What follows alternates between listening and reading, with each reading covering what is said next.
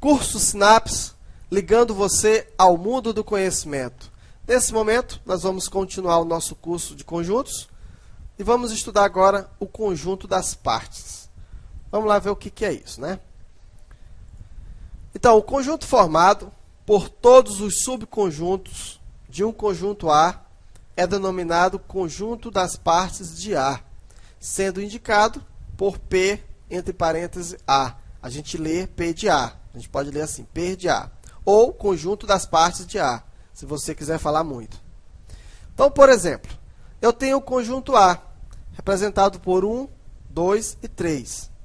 Então, nesse caso, o P de A, nós vamos ter o seguinte. O que é o P de A? É o conjunto das partes de A. E aí você vai fazer as combinações. Ó. Primeiro conjunto, vazio. Ó. Então, vazio, você vai pegar todos os subconjuntos daquele conjunto. Aí você vai formar o conjunto das partes. Quais são os subconjuntos do conjunto A, ou P de A? Primeiro é o vazio. Por quê? Porque o vazio está contido em todo o conjunto. Nós já estudamos isso. O segundo é um subconjunto formado pelo elemento 1. O outro, um subconjunto formado pelo elemento 2. Um subconjunto formado pelo elemento 3. Aí eu tenho um subconjunto formado pelo elemento 1 e 2. Aí eu tenho um subconjunto formado pelos elementos 1 e 3. Um subconjunto formado pelos elementos 2 e 3. E um subconjunto formado pelos elementos 1, 2 e 3. Aí fechei.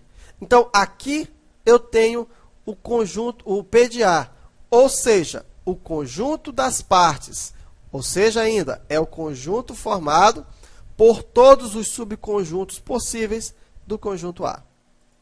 Então, aqui algumas observações. Então, no exemplo dado, eu posso dizer o seguinte, ó, que vazio, 1, 2, 3, 1 e 2, 1 e 3, 2 e 3 e 1, 2 e 3 são elementos do conjunto P de A. Veja, pessoal, são elementos. Então, dessa forma, eu posso dizer que vazio pertence a P de A e vazio está contido em P de A. Por quê, pessoal? Que agora pertence.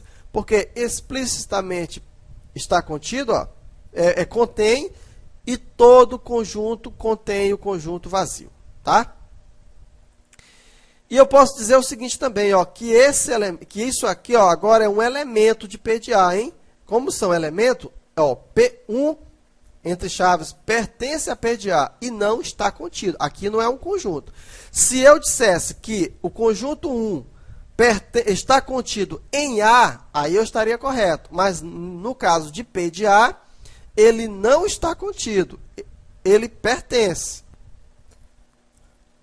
2 e 3 pertence a P de A. Ó. 2 e 3. Está bem aqui, ó, o elemento 2 e 3. Aqui ele é um elemento e não está contido. Agora, 2 e 3 está contido em A.